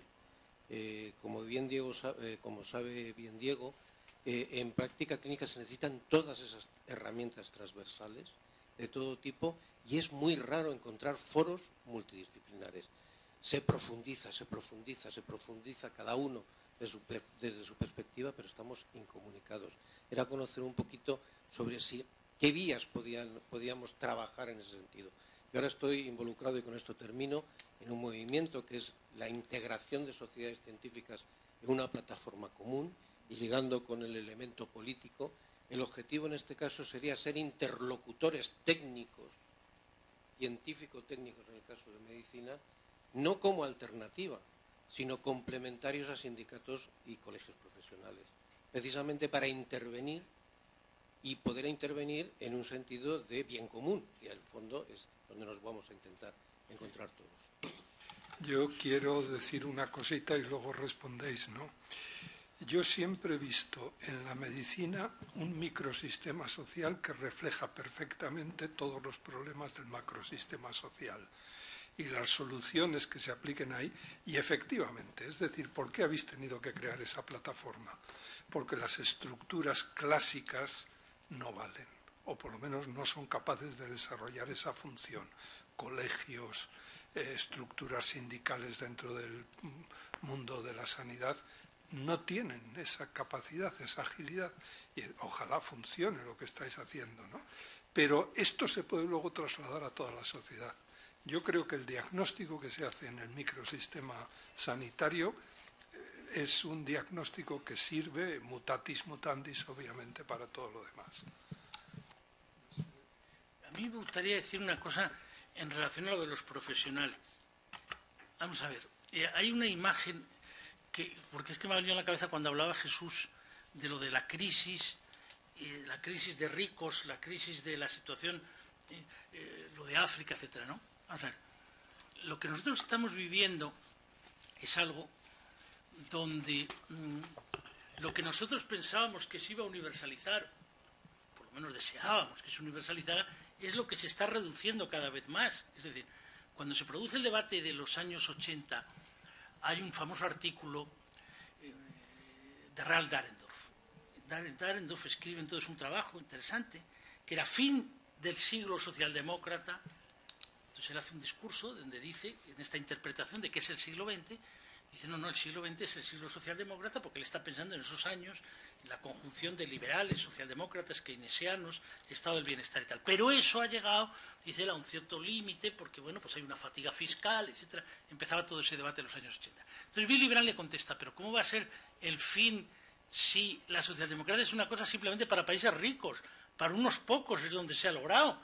Es decir, es un mundo de bienestar y de riqueza en un mar de miseria. Entonces ahí empieza todo el debate de la Comisión Norte-Sur y de lo que hay que intentar, el desarrollo compartido, etcétera. ¿Cuál es la situación en la que nos encontramos nosotros hoy? Es una situación donde no se ha producido ese desarrollo compartido, sino que incluso la isla de riqueza va siendo cada vez más acosada y va perdiendo sus elementos característicos, su modelo, sus derechos. ¿Dónde vi yo esa imagen que a mí me impresionó muchísimo? En un profesional de la medicina. A mí me parece que una de las cosas más impresionantes de lo que ha ocurrido en estos últimos años en España es la imagen de aquel señor, me parece que era del Hospital de la Paz, de aquel médico que explica que él está en su consulta, es jefe de servicio, el más importante del departamento, le dice a la secretaria que tiene usted que subir, que le llama el gerente. Y dice, hombre, pero si es 30 de abril, ¿para qué voy a subir ahora si son las 2:15? Ya le veré el día 4. Dice, no, que tiene usted que subir ya. Entonces sube el hombre, se encuentra la cola y le dicen, no, que se ha acabado ya su trabajo. Dice, pero ¿cómo que se ha acabado mi trabajo? Si tengo 66 años y he firmado que esto es hasta los 70. No, que se ha terminado.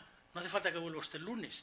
Entonces, aquella imagen de aquel hombre explicando por televisión que él había votado siempre al Partido Popular, que lo sabía todo el mundo en el hospital, que él tenía esas ideas, pero que él no podía dar crédito a lo que le había ocurrido, que él tenía no sé cuántas personas pendientes de terminar la tesis, no sé cuántos pacientes, cuando sacó el móvil diciendo, mire, si me llaman directamente los pacientes, tengo pendientes tantas operaciones. A mí me impresionó aquello muchísimo, porque sobre todo cuando al hombre le lleva a la televisión y el hombre dice, ¿y usted? La misma pregunta de, ¿qué esperanza tiene usted? Dice, no, yo realmente en televisión solo veo lo de los animales, dijo. Solo veo esas imágenes de los animales. Entonces, claro, me impresionó muchísimo porque efectivamente te mostraba cómo a veces el profesional que vive una situación es capaz de verbalizarla de tal manera que pone los pelos de punta a la opinión pública, como no podría poner nunca un político en un parlamento, o como no podría poner a alguien que puede vivir otra situación pero que no haya estado. Es decir, cuando el hombre iba explicando lo que era aquel servicio, lo que había significado, cómo habían hecho todo el esfuerzo de traer las mayores conquistas, el proceso de la investigación científica, y cómo todo eso de pronto se paraba, dije, caray, es impresionante, porque efectivamente tenía mucho que ver con eso del papel de los gerentes. En las universidades, como todavía está lo de que no hay gerentes todavía, porque sigue, bueno, gerentes que están subordinados a los rectores, pero los rectores son elegidos por la comunidad universitaria, pues claro, no hay rector que se atreva, porque no saldría nadie. Ahora, si hubiera un gerente, pues efectivamente el gerente un día podría decir que vayan subiendo, que esto se ha acabado. Y el otro diga, pero ¿cómo que se ha acabado? Y, claro, porque eso sería, pero claro, no hay rector, porque el rector dice, bueno, yo ya, ¿cómo voy a hacer esto si tengo yo, si quiero reelegir, o aunque no quiera ser reelegido? Pero eso me impresionó mucho. Por lo tanto, yo sí creo que efectivamente hay momentos que al encarnar en un profesional, claro, lo hace con un tipo de credibilidad que no tiene el político. Claro, tiene que recoger demandas, que hoy habla de esto, que de pronto tiene que ir a un entierro, a un funeral y al día siguiente tiene que dar un meeting. Esas sensaciones que es difícil la misma persona, dices, caray, qué duro es esto. Yo siempre recuerdo aquello terrible de Felipe González, cuando de pronto le vi una escena, mira que habíamos tenido peleas, pero aquello me impresionó muchísimo cuando mataron a Fernando Mújica y entonces estábamos en el entierro y estábamos en aquel cementerio y entonces él pasó por delante y estábamos Fernando Morán y yo y el hombre dijo, gracias Antonio, gracias Fernando. Tenía la mirada como diciendo, tantos años después y ahora matan a este. Todavía le esperaba que la semana siguiente mataban a Tomás y Valiente.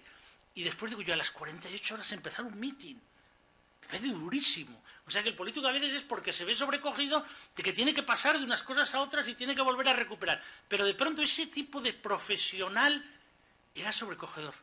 Yo recordé muchísimo a mi padre, que se había dedicado siempre a la investigación científica, que era físico, que tenía un repudio enorme de la política, que no le gustaba nada que su hijo se metiera en política. Y yo decía, mi padre que hubiera vivido esto hubiera dicho, pero... Porque me recordaba aquello del señor que se va fuera, que es investigador, que trae... Bueno, en el caso de mi padre era la informática, que era cuestiones de investigación médica, y que de pronto todo se acaba. Y el suelo, ya no hay suelo, incluso a él. Eso me parece que efectivamente muestra algo...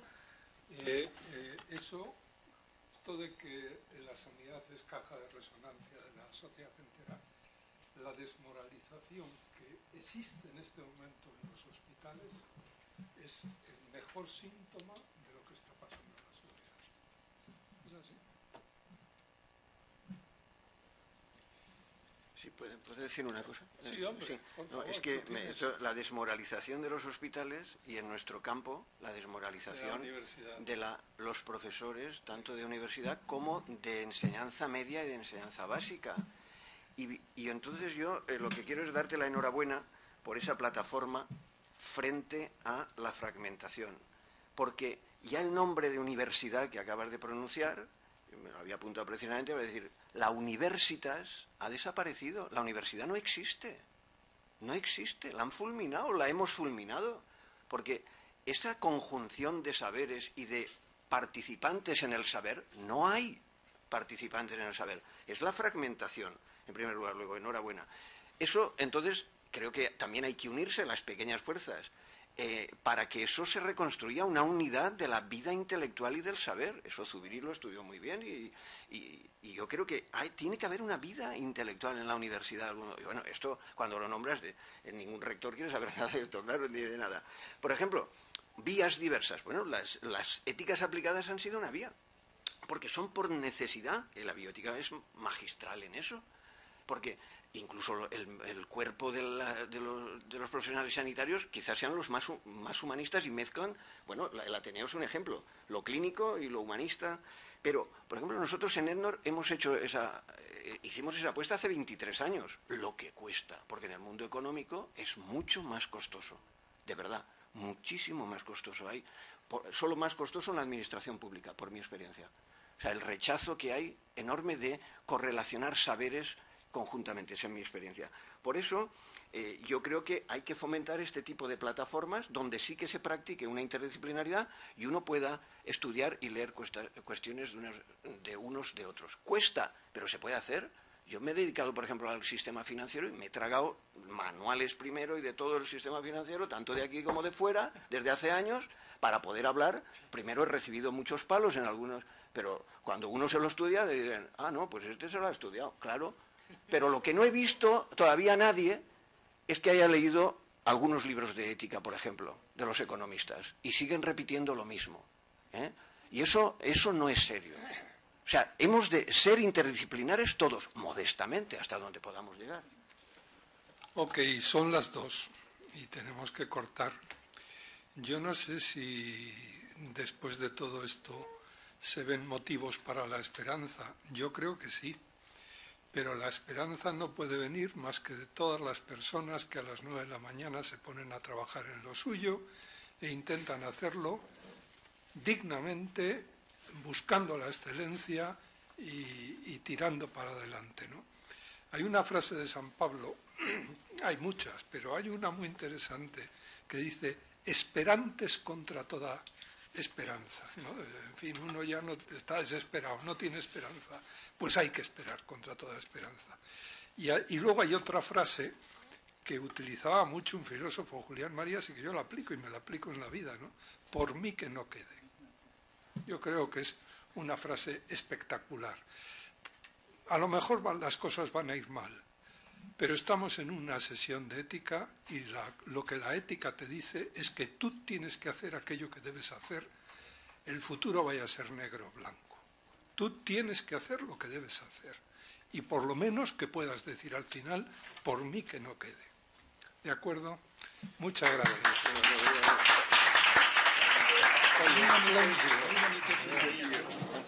Eso, a mí me gusta mucho más cómo lo cuentas. Claro. Cuando dices